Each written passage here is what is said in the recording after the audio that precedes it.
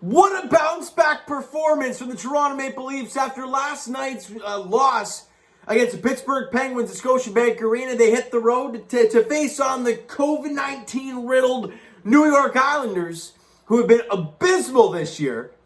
And every Leaf fan's mindset, including myself, is like, great, John Tavares gets to go back there and get booed the snot out of. We remember hearing years back, oh, we don't need you, we don't need you. Well, in times like this, they kind of do need him. The booing continues, but it doesn't last very long as the Leafs shut out the New York Islanders 3-0 and improved to 13-6-1. We talked about it yesterday. You won 5 straight games, you lose 1. Can you find a way to bounce back? And boy, oh boy, did the guys bounce back or what? But before we even get into the game, we want to fire the big congratulations to Joseph Woll, a.k.a. the Brick Wall, as he gets his first career NHL shutout in his second career game. And let me just say, he looked so calm, cool, and collected in the net tonight. I mean, on the road, fans are loud. They're booing your captain, right? That team is really physical, or the New York Islanders. That was a tough game. That would have been a really tough game for him, but he looked really smooth. And you saw, if you watched the entire game, you would have seen moments where they're showing him on the camera, and he's sitting there like, eyes closed, just gathering himself. And I'm like, that was like a veteran goaltender to me. The way he's acting and the way he was actually positionally tonight was phenomenal. Great job, Joseph Woll. Only faced 20 shots, but made all 20 stops and really didn't look out of position for any of them. Great job, Joseph. Now, let's get to the goal scoring. First period, Islanders get a power play early in the game. They don't get much going. Muzzin has the puck behind his net. Mitch Marner's up near their blue line there. And what a feed from Jake Muzzin. And then Mitch Marner gets it, but he gets it, he was turned around, then he spins around, and he's still in full motion. Incredible stuff there. Then, he's got the defender coming out, like he's trying to cut towards the net. The defender's kind of trying to cut him off. But if you slow that thing down and you watch Mitch Marner's skates, he does some weird-looking maneuver to shield the puck and to confuse Sorokin as he goes to the backhand, and he buries it short-handed. And the Leafs got a 1-0 lead, their first shorthanded goal of the season. Muzzin with the lone assist. Then at 3:31 of the first period, and the boys get on the board first. I think they were, 7-1 when they score the first goal? It says how crucial it is. See the record without it. It's not as good. And they get the early first period goal shorthanded, which was crucial because nothing else happened for the second and third, rest of the first period and the second period. Shots on goal, though, the Leafs were it felt like they were dominant for the most part. 12-6 in shots in the first period, 13-7 in the second period. But you're going into the third period, you're dominating in shots, but it's only a 1-0 game. Joseph Woll doing his thing, making his stuff. Sorokin making some massive saves against the Leafs. And somehow it's a 1-0 game still. We go to the third period, and 2 minutes in. Look, in the last video, I was saying to kind of give Richie a rest, scratch him, whatever, and bring me up some Joshua Ho-Sang. And then Nick Ritchie goes down to the third line or wherever he was playing with. He was on the Camp and Kasha line tonight, or at least for the goal.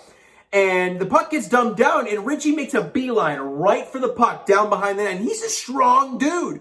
We saw him lay the body on Hutton early in the game, crunch the guy. And then he goes up against him here, and Hutton doesn't want any part of him. Ritchie actually gets around him, pokes the puck to David Kampf, who centers it to Kasha, who's crashing the net, and he buries it. Andre Kasha, man, this guy is something special. He's got a hell of a shot. He's pretty damn quick. It reminds me of Mikhail Grabovski, Leaf fans, right? Quick, stays low to the ground, shoots on the wrong side, though. Grabowski's a left shot, he's a right shot. But either way, they kind of remind me of the same type of player. And the connection, the Camp-Kasha connection, gets it done. And the Leafs, 2 minutes into the third period, grab a 2-0 lead. And that right there felt very nice. Now, obviously, that can evaporate very damn fast. But you have the 2-0 lead. You're playing very sound defensive hockey to this point. Your goaltender's been great. You just got to find a way to shut the door. But the Leafs weren't done. Under 7 minutes to play, Mitch Marner enters his zone, drops it off for Michael Bunting. And what does Marner do? And I love it. Because it's a goal scorer's mentality. And Marner, we all know, ain't really a goal scorer per se. But he makes a beeline right for the net. And what is Michael Bunting? What are the options that Michael Bunting has? Well, he has the thought of, okay, I'm going to go cross crease to Mitch Marner. Or I have Austin Matthews sitting right behind me. If I drop it off for him, he'll just grip it and rip it. He gave him a couple different opportunities. And what Matthews could have been is a giant decoy for Sorokin again.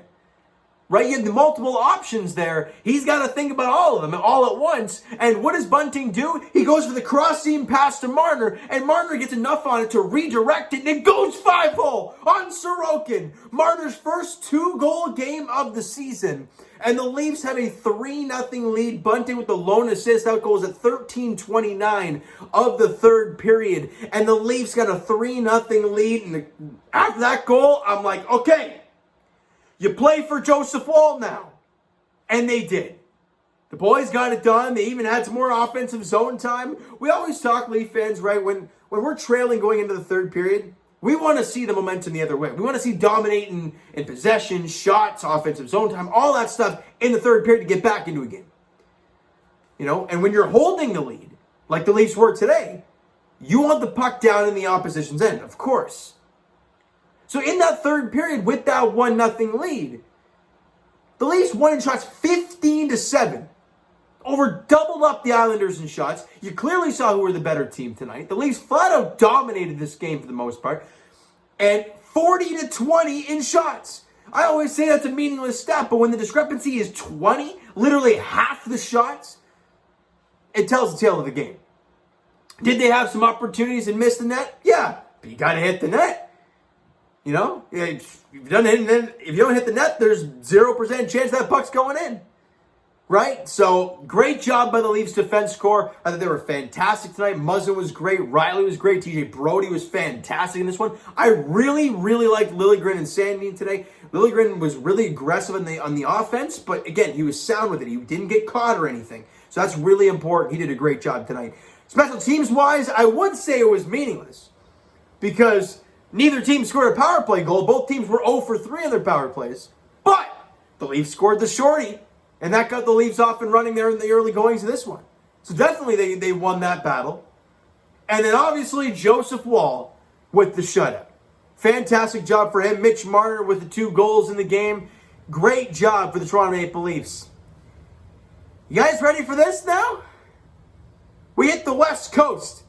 Like, I'm not exhausted enough from the Raptors hitting the West Coast. The Leafs are like, oh, they're done? Okay, Leafs are going on their trip now.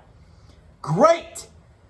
And the next game for the Toronto Maple Leafs is on Wednesday. So obviously with the back-to-back, the Saturday and the Sunday game, you have the Monday, the Tuesday off, and then obviously you're out in Los Angeles to take on the Kings on Wednesday night, 10 o'clock puck drop. I'm so tired from these games, it's crazy. Jack Campbell will get the start, and Leaf fans made a good point in the last video, in the last game against the LA Kings here in Toronto, that Jack Campbell against his former team kind of struggled a bit. And I think in past games, he struggled a bit. Well, now he's going to LA to play against his former team. I believe probably for the first time. Because we got traded over here in, 19 was it? Then the COVID year happened. So I would assume that Jack Campbell would be in LA for the first time with his new team, with the Toronto Maple Leafs, facing the LA Kings in LA. That'd be pretty wild stuff. And for Jack Campbell, he's got to stay true to what he's been doing this year. He has been flat out phenomenal, and the Leafs got to go out there with their A game. I don't care what the records are of those West Coast teams. The Ducks are playing great this year. I don't care. I don't care what their record is. It's going to be a tough test because playing out there is tough in itself. All right? So you know what, guys? That is going to do it for this one. If you enjoyed the video and enjoyed the game this evening, smack that like button. I do appreciate that. Hit the subscribe button. If you guys have not done so already, guys, Twitter's down below for myself. Follow up, send me a DM to that great stuff. The Instagram link is down below as well, so follow up there if you have not done so already. And I will talk to you guys, Rappers Edition, very shortly as they're getting steamrolled by the Golden State Warriors. We'll talk to you guys very shortly then. And as for the Leafs, though, Wednesday in LA, taking on the Kings, 10 p.m. puck drop. I'll try and be here for you guys, all right? So thank you guys so much for listening and watching. I hope you enjoyed the video. We'll talk to you guys then.